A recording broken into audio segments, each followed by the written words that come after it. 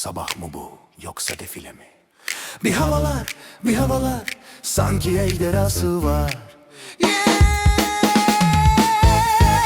Hey! Sabah 8 gözlük takmış, kahvesi latte hali başka. Minibüste cool pozlar, ayna bulsa selfie başlar. Ceket aynı, tavır başka, sokak onun catwalk sanki. Rüzgar bile diyor affedersin, o geçince hava değişir anki. Herkes bir tip, herkes bir hal, biri ama queen, biri kral. Ama hepsi sahnede rol kapar. Sabah sabah bu ne hava var? Bir havalar, bir havalar, sanki ejderhası var.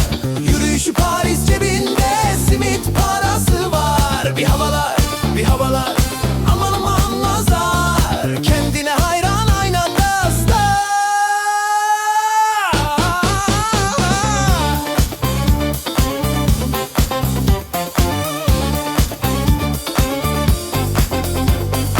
Biri vegan, biri detox ama gece dürüm rock'n'roll. Storiesi sabah dolmuş, no filter ama ışık bol. Mahalle amcası bile sorar, evladım bu tarz nedir diye.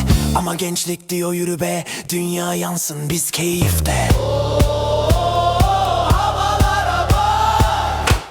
Ejderha mı bu? Ras girer, rap rap ritim akar. Klas taş klap klap, kızlar dans, çocuklar rap. Herkes kendi filminde set. Bir havalar, bir havalar, sanki ejderhası var.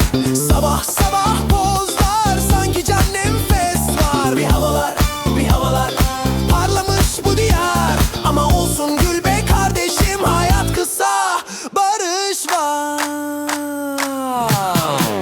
Funk pop.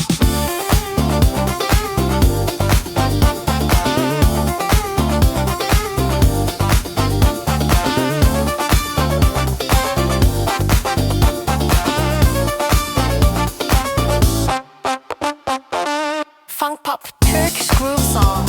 Sun, sleep, and interjected a melodic theme about morning moods and society's funny characters, female or male lyrics or tone.